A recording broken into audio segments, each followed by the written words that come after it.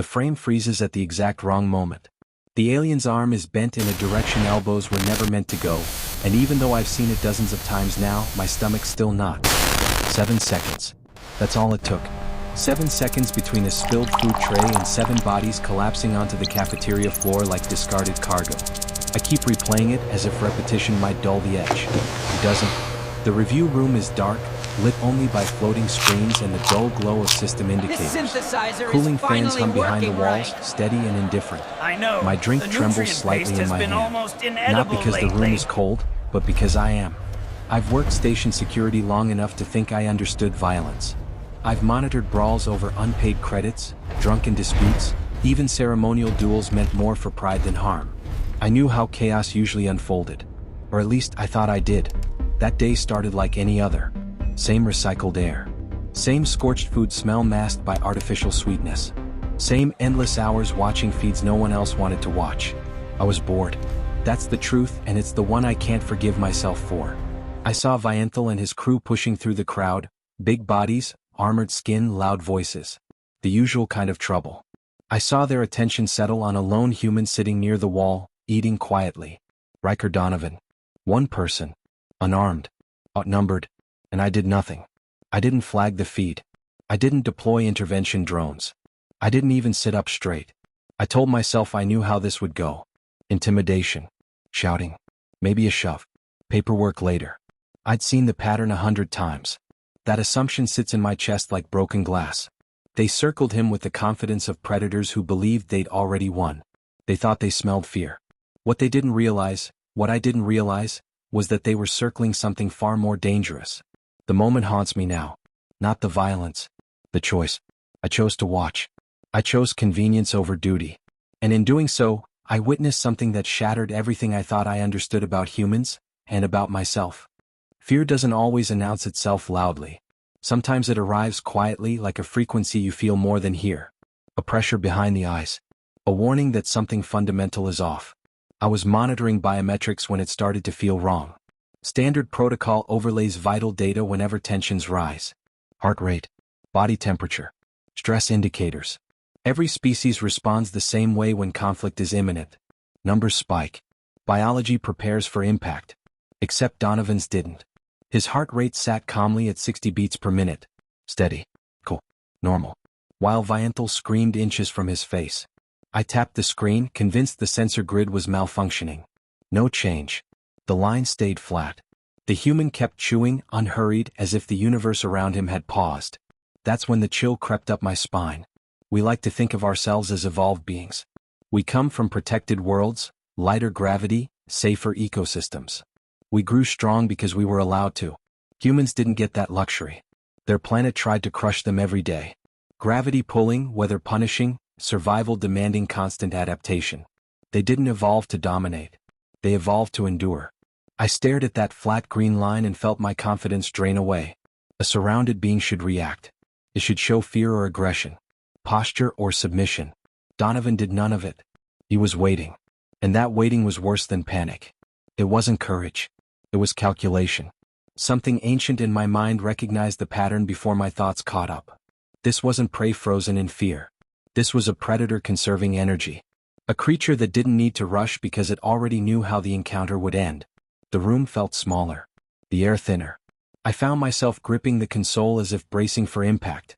Around Donovan, some of the cafeteria occupants sensed it too. Chairs scraped back. Conversations died mid-sentence. The smartest ones left without knowing why. They felt the change, the way animals do before a storm. Then Donovan stood. No stance. No fists raised. Just a relaxed movement, almost lazy. His face showed mild interest at best. His eyes, however, were empty. Assessing. Unemotional. That was the moment I knew I'd made a mistake. Vienthal struck first. It was a heavy, arrogant swing, meant to end things quickly and publicly. The kind of blow that relies on size more than skill. It should have connected. It didn't. The footage struggles to keep up after that. Frame rate blurs, motion skips. One moment Donovan is standing still. The next, he's somewhere else entirely, inside Vienthal's reach, too close for armor to matter. There's a sound. A sharp crack. Short. Final. Donovan's elbow drives into a vulnerable gap beneath the plating. The armor holds, but the force travels through it, turning organs beneath into useless mass. Vianthal collapses without a sound. Then everything happens at once. Two more attackers rush in from opposite sides. Donovan lowers his center of gravity with impossible flexibility and sweeps their legs out from under them. He doesn't hesitate, doesn't pause. Each movement flows into the next with brutal efficiency. This isn't academy training. This is not regulated combat. This is survival violence, dirty, precise, and unforgiving. One attacker tries to grab him with toxic skin. Donovan avoids contact, targets the joint instead, and twists. The sound that follows makes me flinch despite the distance. 7 targets. 10 seconds. A chair becomes a weapon. Cheap plastic shatters on impact, but the force behind it drops another body instantly. No screams. Just bodies folding and hitting the floor. And then silence.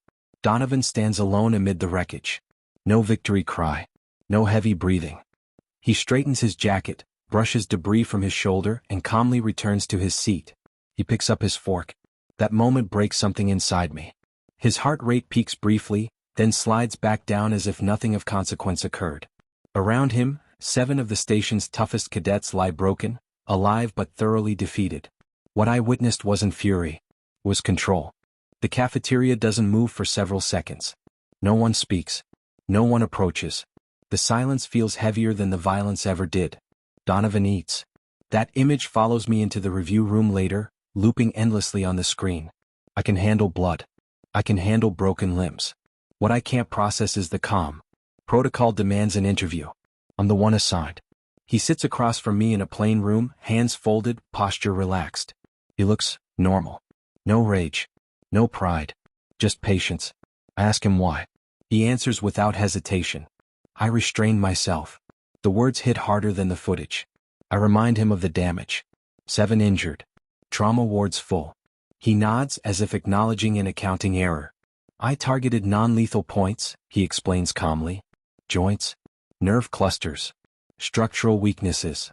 If he'd wanted them dead, he adds, he would have used the furniture differently. There's no boasting in his voice. Just fact. Why go so far? I ask. He frowns, genuinely confused. That was the least harmful option. He explains it like a lesson. If he'd allowed the attack to continue, escalation would have been unavoidable. This way everyone lives. Everyone learns. He calls it gentle. That word stays with me long after the interview ends. Violence doesn't disturb me anymore. Restraint does. I file my report carefully. Every word feels inadequate. How do you warn a coalition that they've misunderstood an entire species?